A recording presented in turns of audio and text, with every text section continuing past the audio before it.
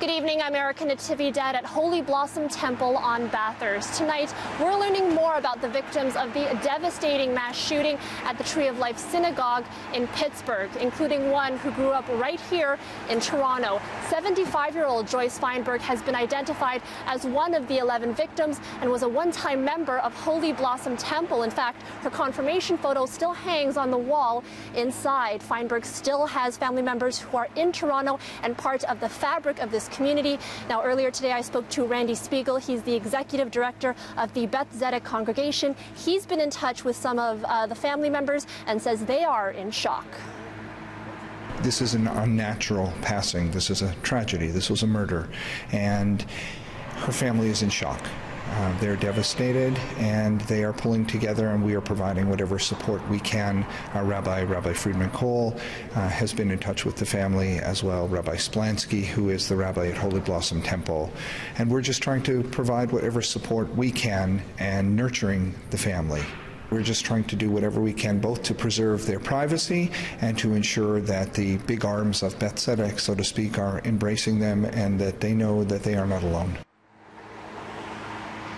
Now we know Joyce grew up, was confirmed and married to a fellow Torontonian and congregant, Stephen Fienberg, here in 1965. Steve passed away in 2016, and he actually had his funeral at the Tree of Life Synagogue, where the shooting took place yesterday morning. He was a professor emeritus at Carnegie Mellon University. Joyce leaves behind 2 sons and 6 grandchildren. Her brother and his wife still live in Thornhill, and I'm told that some of the Toronto family members will be heading to Pittsburgh later this week to attend the funeral. Now, of course, this tragedy has hit the Jewish community very hard. Earlier today, I spoke to the senior VP of the UJA Federation of Greater Toronto, Steve Shulman. He says the fact that there is a Toronto connection just cuts that much deeper.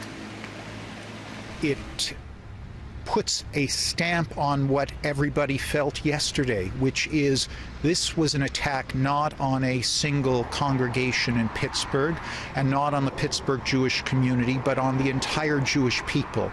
And we are a small people, and it hit home.